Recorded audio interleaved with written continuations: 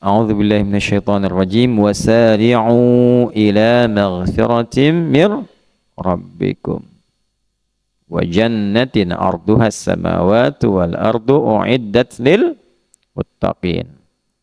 Lihat amalannya ya, sampai kita dapatkan cinta Allah dengan orang ihsan. Alladzina yunfiquna fis sarra'i wad dharra wal kadhiminal ghaidha wal 'afina 'anin nas. Sampai di sini nih amalan yang tadi muttaqinnya nih. Tapi lihat ujungnya, wallahu yuhibbul muhsinin. Jelas? Halo? Ya kan? Bergegaslah, cepat, cepat, cepat. Kalau saro'a itu artinya cepat, jangan banyak mikir. Jangan terlalu banyak persiapan. Ya. Beda dengan sa'a. Kalau sa'a itu bergegas tapi ada persiapan. Misalnya, sekarang hari Senin, besok hari Selasa, besoknya lagi Rabu, lusanya Jumat, masa Kamis. Bangun Pak, bangun, kum. Lusanya Rabu, lusanya Pak Dulo juga salah sebenarnya dari itu. Cuman diam-diam aja. Jumat. Coba, waktu kita Jumatan itu ada perintah untuk Jumatan diminta bergegas. Tapi pakai sa'a, bukan pakai saro'a. Quran surah 62 ayat 9. Ya ayyuhalladzina amanu idza nudiya lis-salati min yaumil jumu'ati bukan fasari'u. Tuh. Jadi kenapa menggunakan sa'a? Bergegas tapi siap-siap dulu. Ya, Auriga lagi mau main kamera, mau moto nih pas Jumatan tuh. Sebentar lagi mau masuk Jumat. Nah, siap-siap, simpan kameranya, fokus, ya, mandi dulu, pakai minyak wangi dulu, berangkat. Ya, jadi tidak berangkat ujuk-ujuk langsung berangkat begitu saja. Siapkan dari sebelum kita ya mendengar panggilan itu. Jumat jam berapa? Jam 12. Jam 11 sudah disiapkan. Ada yang nyiapin saking tingginya imannya dari jam 7. Siapin nanti Jumatan di mana, mana parfumnya, mana macam-macamnya gitu kan. Ya, berangkat dengan ganteng maksimal. Wah, optimal kita berangkat, imannya optimal, gantengnya maksimal. Ya kan? Handphone dimatikan dulu. Handphone itu urusan dunia. Makanya dunia itu semua materi. Kita mau cari akhirat. Kalau dunia, handsome nggak penting. Yang penting handphone, jik. Tuh kan? Nah, tapi kalau urusan akhirat, nah itu hati kita yang dibawa. Supaya bisa lebih optimal. Berangkat pakai fas'au. Tapi kalau saro'a, wasari'u, nggak usah banyak mikir, nggak usah persiapan. Wasari'u ila maghfirah. Kalau nyari ampunan Allah, jangan banyak persiapan. Begitu merasa dosa, langsung tobat. Kalau disiap-siap ditunda-tunda, ya seperti kisah yang dulu disampaikan di sini. Siapa yang ngasih kisah itu? Kisahkan seorang pemuda yang tiba-tiba berdosa, tobatnya ditunda untuk besok harinya, ternyata malam meninggal. Huh? Siapa tuh? Oh, Zik.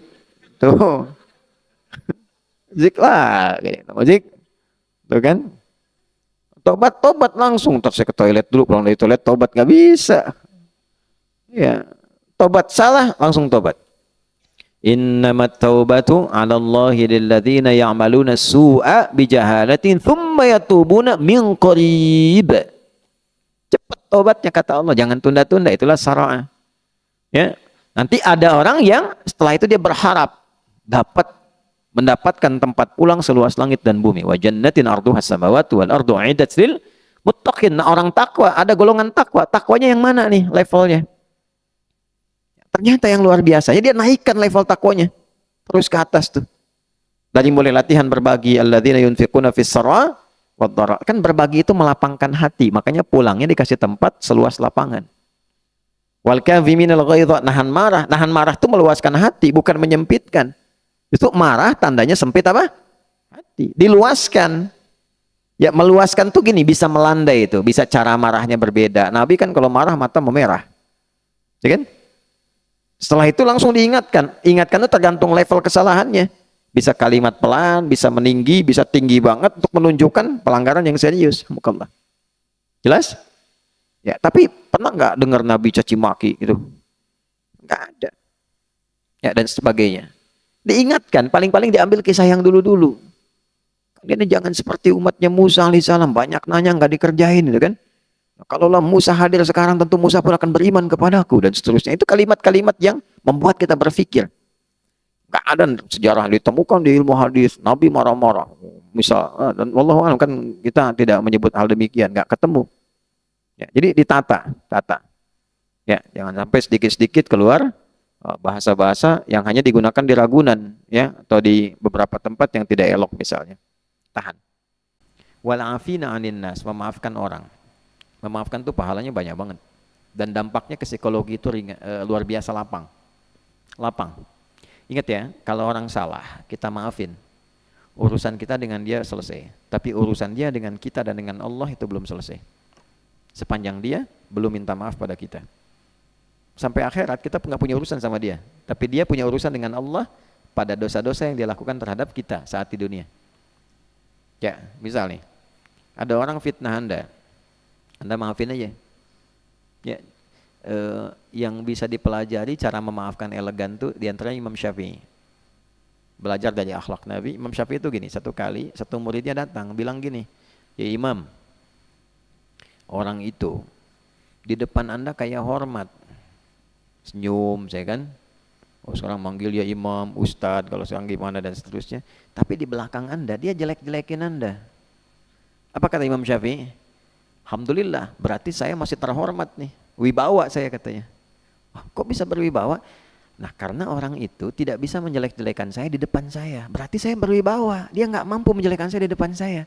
Karena itu dia menjelek-jelekan saya di belakang saya. Itu tandanya Allah menjaga wibawa saya. Alhamdulillah. Nah, orang seperti ini nanti ditutup oleh Allah pikirannya dengan orang-orang itu. Dia lapang saja, jadi mengerjakan apapun ringan. Tapi orang itu sebelum minta maaf kepada yang bersangkutan terus terbawa. Yang celaka adalah ketika terus bertambah keburukannya.